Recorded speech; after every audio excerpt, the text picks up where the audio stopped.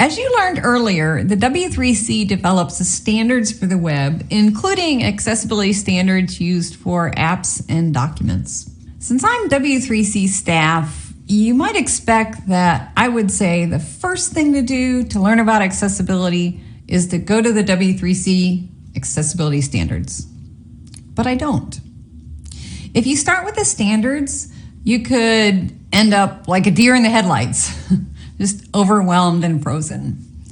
The standards do have an important role, yet they're not the first step. They come later. The first step is understanding how people with disabilities use the web. And you'll learn that throughout this course, especially in the next module. Now, some people think of accessibility as just a checklist. It's just about meeting legal or project requirements. And that's one perception we'd like to change. Because really, accessibility is not about a checklist. It's about people. It's about real people with disabilities being able to use your website, apps, and digital technology. It's about the user experience.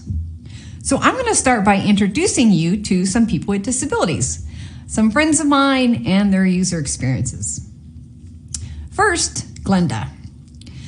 Early on, when I was getting into accessibility, I followed several mailing lists, and I was really impressed with this person named Glenda.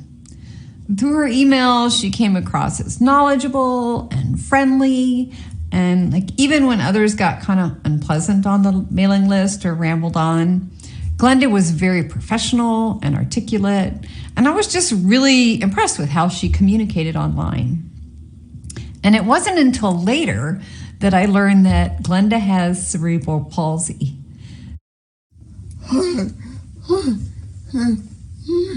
Yeah, I have a speech disability, but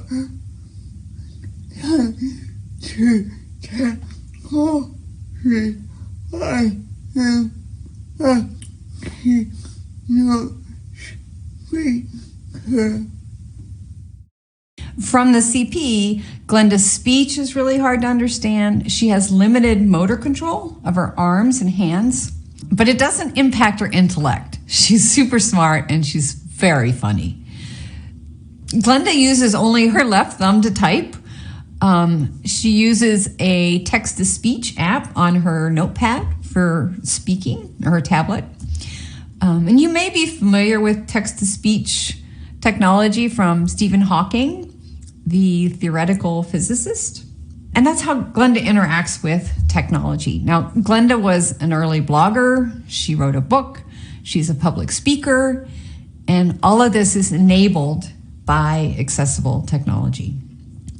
Glenda can't use a mouse. She uses a joystick. Another person who can't use a mouse is my friend Carl. Carl lost use of his arms from polio, so he uses a mouth stick to type. It's just a wooden dowel like this with an eraser head at the end. He keeps it in his shirt pocket and then he can use it to type, uses it for dialing the phone, turning the book pages, etc. Carl's really big into homebrewing, and he found an organization that repairs computers and donates them to Indigenous people.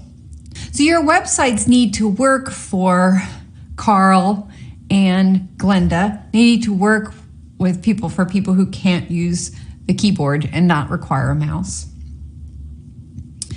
People who are blind also don't use a mouse to interact with computers. To get information from the screen, they use software called screen readers that reads aloud the information. I'll turn it back over to Anthony now, and he'll introduce you to screen readers.